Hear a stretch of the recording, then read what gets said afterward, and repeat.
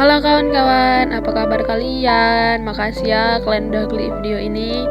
Channel ini ngebahas alur drama Korea tiap episodenya. Karena video ini full spoiler, jadi untuk kalian yang gak suka spoiler, silahkan tonton aja dramanya. Tapi untuk kalian yang gak suka ngabisin waktu, channel ini sangat cocok untuk kalian. Kali ini kita akan ngebahas drama Korea berjudul Goblin episode 15. Tanpa basa-basi, yuk langsung masuk aja. Entah jalan-jalan di Quebec, lalu berpapasan dengan seorang pria dan mengatakan, "Kamu lagi?" Entah menjawab, "Iya benar." Entah kaget dong, kenapa dia menjawab benar, padahal kan dia baru pertama kali datang ke Quebec. Lalu ada seorang pedagang yang mengenal kalung yang dipakai Entah dan mengatakan, itu dipesan seorang pria 10 tahun lalu. Arti kalung itu adalah pasangan yang telah ditentukan oleh langit. Sementara itu di Korea, Goblin terus mencari Entah ke berbagai negara. Sebenarnya Goblin tahu Entah di mana, tapi Goblin gak berani datang ke sana. Ulah Goblin itu membuat malaikat kesal. Ditambah lagi saat si Goblin ngebawa tempat mumi. Goblin pun datang ke Quebec. Kebetulan ketemu Entah waktu lewat pintu merah. Entah menganggap kalau Goblin mengikutinya. Goblin mencari alasan dengan mengatakan minta traktiran Entah karena udah dikasih sponsor. Entah mentraktir Goblin roti lapis karena Entah gak bawa duit banyak. Si Goblin ini malah minta ditraktir daging sapi dan mengatakan kalau Entah suka daging sapi. Entah pun kesal. Dari mana Goblin tahu? Lalu mereka pergi berjalan-jalan. Goblin curhat soal cinta pertamanya yang melupakannya. Goblin ingin memeluknya, memegang tangannya. Mendengar itu, Entah kesal dan mengatakan kalau cinta pertama Goblin adalah wanita yang beruntung. Entah ngoceh-ngoceh karena kesal, tapi si Goblin malah senang. Di kamar hotel, Entah memikirkan soal perkataan wanita pedagang itu dan merasa kesal. Entah melihat Goblin di luar melalui jendela, lalu menghampirinya dan bertanya, apa mereka pernah bertemu? Entah merasa aneh. Lalu Entah pun bilang, memang benar, Entah menyukai Goblin karena Goblin adalah tipenya. Lalu mengajak Goblin makan malam daging sapi. Kemudian Entah udah ada di tempat janjian. Goblin yang juga udah datang menatap Entah dan merasa malu sendiri. Karena sebenarnya penglihatannya soal masa depan Entah yang menunggu seseorang adalah Entah sebenarnya sedang menunggunya. Entah kesal karena si Goblin juga pernah kesini dengan cinta pertamanya. Terlebih lagi saat Goblin bilang kalau cinta pertamanya cantik. Goblin meluluhkan amarah Entah dengan mengajak Entah bertemu besok juga di Korea nanti. Entah senyum-senyum karena malu. Saat bersiap-siap untuk kencan dengan Goblin, Entah melihat-lihat majalah tempat destinasi. Lalu tiba-tiba sekilas muncul kenangan masa lalu Entah di salah satu foto destinasi. Entah mendatangi tempat itu. Di sana ada makam dengan foto si Goblin. Si Goblin pun juga ada di sana.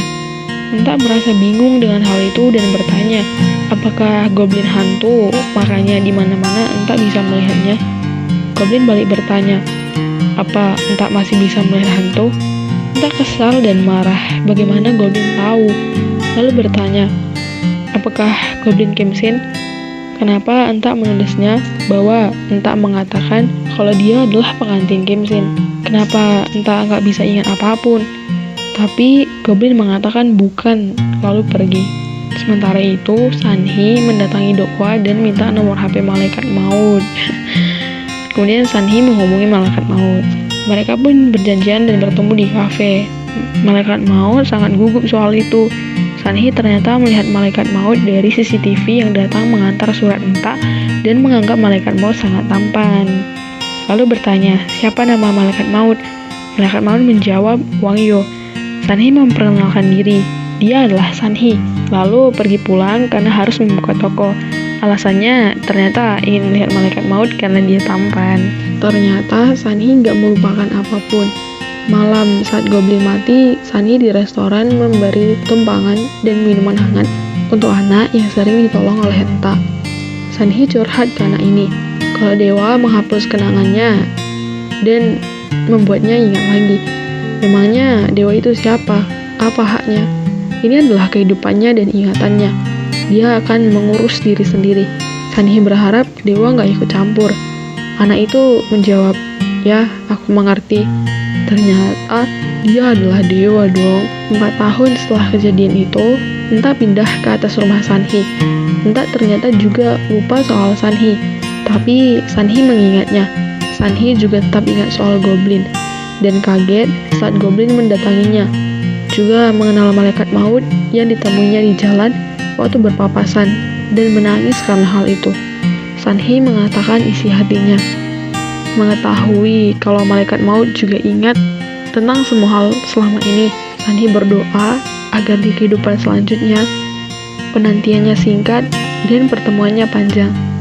Bertemu dengan nama yang sebenarnya, Sanhi merasa bahagia walau hanya melihat wajah malaikat maut, lalu mengucapkan selamat tinggal. Itu adalah surat elektronik yang dikirimkan Sanhi untuk radio Enta. Malam harinya, Enta berjalan-jalan sendiri, menangkap salah satu daun maple yang gugur. Meletakkan daun itu di pinggiran kolam air mancur. Lalu, tiba-tiba, semua ingatan Enta di Quebec bersama goblin kembali perlahan. Enta merindukan goblin, lalu berlari. Saat melihat ada lilin, Enta meniupnya dan berteriak sambil menangis, "Aku merindukanmu." Lalu, goblin yang sudah ada di sana menari dan mencium Enta. Di kamar hotel, goblin bercerita kalau dia bisa datang kembali karena surat kontrak itu. Goblin meminta maaf soal kepergiannya dulu yang terasa tiba-tiba bagi Enta. Mulai sekarang, goblin akan membahagiakan Enta. Ini bukan mimpi, ini adalah kenyataan, dan memeluk Enta. Kemudian mereka saling curhat tentang panggilan mereka sekarang apa, tentang Sanhi dan lain halnya. Besoknya, Enta akan balik ke Korea. Mereka harus berpisah sesaat karena Enta harus menggunakan pesawat, sementara goblin bebas menggunakan pintu. Goblin menjemput Enta di bandara, dan sekali buka pintu, mereka tiba di rumah. Di restoran, Enta mendatangi Sanhi, tapi Sanhi nggak ada. Bahkan di rumah pun, Enta nggak menemukan Sanhi. Malaikat maut pulang kerja, lalu disambut goblin dan Enta yang sudah mengingat malaikat maut. Malaikat maut juga senang. Terlebih lagi saat Enta bilang sekarang usianya sudah 29 tahun. Di kamarnya, malaikat maut memikirkan soal pertemuan Enta dengan malaikat maut dulu. Di usia 29 tahun yang sekarang ternyata dia bertemu dirinya. Enta bertemu dengan psikiaternya dan mengatakan kalau sekarang dia baik-baik aja. Dokter juga turut senang dengan hal itu. Di kantor, Enta memanggil goblin. Di rumah, Enta memanggil goblin. Enta terus memanggil goblin. Ternyata itu karena Enta masih takut kalau semua ini hanyalah mimpi. Goblin menenangkan Enta dan meminta maaf. Saat keluar dari rumah Enta, goblin bertemu Sanhi yang pura-pura nggak mengenalnya. Saat itu, goblin melihat masa depan yang tertawa ceria bersama seorang pria di kehidupan selanjutnya. Saat hendak pergi bekerja, Enta didatangi bibinya yang udah tua, lalu minta makanan kepada Enta yang disertai dengan ocehannya. Enta pun membuatkan masakan untuk bibinya. Sepulang kerja, Enta bertemu Sanhi di restoran dan memberikan oleh-oleh dari Kanada. Enta curhat soal pertemuannya dengan pria tampan di Kanada. Sanhi mengatakan kalau dia akan pindah dan menyuruh Enta menjaga diri. Di kafe tempat janjian dengan goblin, Enta memikirkan hantu yang ditemuinya di Kanada. Kenapa dia bisa lagi ngeliat hantu ya? Kemudian goblin bilang kalau cinta pertamanya adalah Enta. Dia bertemu Enta jauh sekali sebelumnya. Bertemu Enta saat dia melihat penglihatan guru itu. Enta merasa senang dan menganggap keren hal itu. Lalu dengan lembut di jalan, goblin melamar Enta. Maukah menjadi pengantinku?